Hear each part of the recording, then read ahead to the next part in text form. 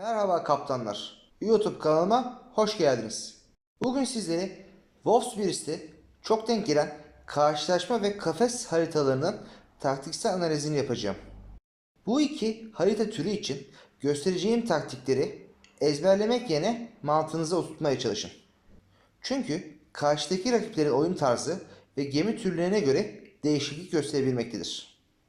Ancak TNA filosu olarak üçlü veya yedili ekip halinde oynadığımız zaman bu taktikle hareket etmemiz önemlidir. Bu kısa analizlerden sonra yeni seri olarak paylaşacağım videoyu izlemenizi sizlere tavsiye ediyorum. Hem eski Glass üyelerini üst savaşta arka arkaya nasıl tepelediğimizi hem de karşılaşma ve kafes haritalarında bu videoda anlattığım taktikleri nasıl uygulanması gerektiğini anlatılmış şekilde bulacaksınız. Harita analizlerine başlayalım.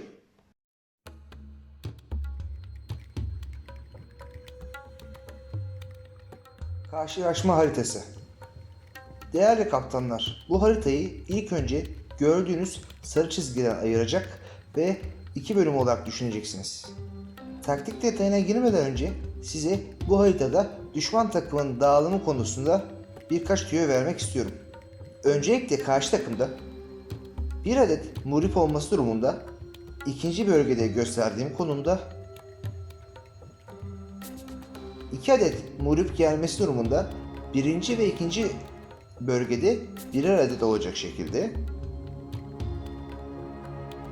3 adet murip gelmesi durumunda birinci bölgede 1 adet ve ikinci bölgede 2 adet olacak şekilde 4 adet murip gelmesi durumunda birinci bölgede 2 adet ve ikinci bölgede 2 adet olacak şekilde savaşa başlayacaklardır. Bu murip dizilimini aklınızda tutmanız durumunda diğer gemi türleriyle oynarken çok daha başarılı olacaksınız. Uçak gemisiyle oynuyorsanız ilk saldırı şekliniz birinci bölgede gösterdiğim alana doğru olması gerekmektedir.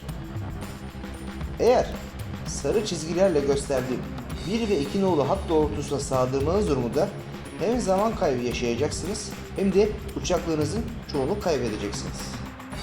Gösterdiğim doğrultuda saldırmanız durumunda yeşil daire ile gösterdiğim alanı aydınlatacaksınız. Ayrıca harita köşesinden size doğru gelecek muhrip tespit edileceği için kolay av olma ihtimaliniz kalmayacaktır. Birinci bölgede ilerleyecek olan takımınızdaki oyunculara birinci ve ikinci dairelerde pusuda bekleyecek muhriplere karşı destek olarak önemli bir katkı sağlamış olacaksınız. Aynı zamanda düşman merkeze doğru ilerleyen gemilere de destek olacaksınız birinci bölgede. Savaşa ikinci bölgede başlamanız durumunda asla 1 ve 2 nolu hat doğrultusunda ilerlemeyin. İlerlemeniz durumunda muhriplerin sinsi torpidolarına yem olursunuz. Aynı zamanda uçaklar veya muhrip tarafından tespit edileceğiniz için çapraz ateş altında kalır ve ilk 2 dakikada batarsınız.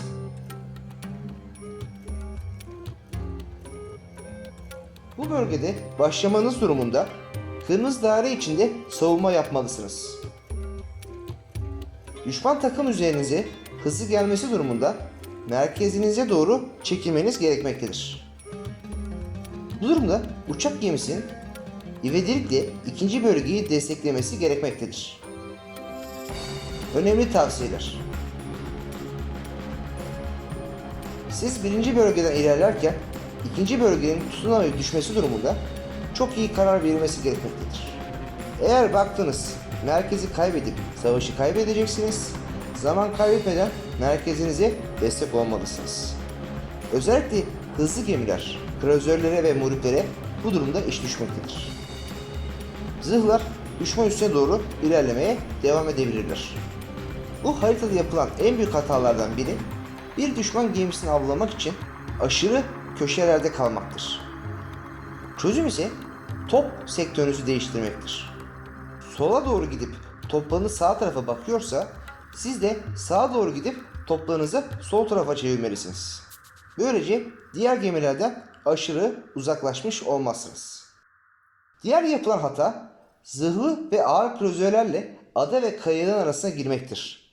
Çapraz ateş altında kalır ve kısa sürede batarsınız.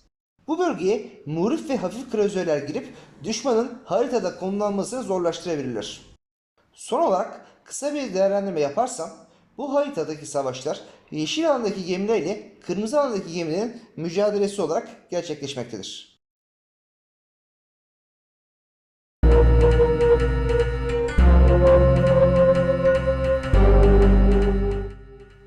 Tek merkezli kafes haritası. Değerli kaptanlar, her haritada yapacağımız gibi bu haritayı da ilk önce gördüğünüz sarı çizgiden ayıracak ve iki bölüm olarak düşüneceksiniz. Uçak gemisiyle oynuyorsanız ilk saldırı şeklinizi birinci veya ikinci hat doğrultusunda yapmalısınız. Böylece yeşil daireler arasındaki alanı aydınlatmış olarak düşman muhriplerin rahatça pusu kurmasını engellemiş olursunuz. Eğer orta hattan saldırı gerçekleştirmeniz durumunda aydınlatma sahanız azalırken kümelenmiş gemilere karşı etkili saldırı yapamazsınız. Aynı zamanda mor hatlarda ilerleyen düşman muhripleri tespit edemediğiniz için takımınızdaki oyuncuları yem edersiniz. Muhriplerin köşeye doğru kaçmayıp alana doğru ilerlemesi durumunda uçak gemisi bu üç daire içinde destek görevi yapmalıdır. Zırhlı ve kruzör ile oynayan oyuncular ilerlerken yeşil çizgiler içindeki alanı saldırı alanı olarak belirlemelidir. Eğer arkalarına muhriplerin kaçması durumunda uçak gemisi topların ters istikameti olan bölgeyi takip etmelidir. Önemli tavsiyeler. Kafes haritasında zafer elde etmenin en önemli rolü alana sahip olmaktır. Bu sebeple muhripler alan içine savaşın başına girmeli ve diğer gemiler de gerekirse alanı ele geçirme ve elde tutma konusunda destek olmalıdır. Bu haritada yapılan en büyük hatalardan biri bir düşman gemisini avlamak için aşırı köşelerde kalmaktır. Çözüm ise top sektörünüzü değiştirmektir. Sola doğru gidip toplarınız sağ tarafa bakıyorsa siz de sağa doğru gidip toplarınızı sol tarafa doğru çevirmelisiniz. Böylece diğer gemilerden aşırı uzaklaşmış olmazken gerektiğinde alanı elde tutma konusunda destek olmanız gerekecektir. Eğer karşıda kümelenmiş bir grup var ve alanı ele geçiremiyorsanız kanatlardan başarılı şekilde ilerleyerek düşman gemilerinin açılmasını sağlamalısınız. Böylece düşman göbeğindeki gemiler mecburen açılacak ve sizin ana gruptaki gemileriniz merkez hattına doğru rahat ilerleyebilecektir. Bu haritada yapılan başka bir hata da uçak gemisini batırmak için takip ederken harita merkezinden uzaklaşmaktır. Bunun için gerekirse toplarınızın yönünü değiştirip alana doğru dönüş göstermek gerekmektedir.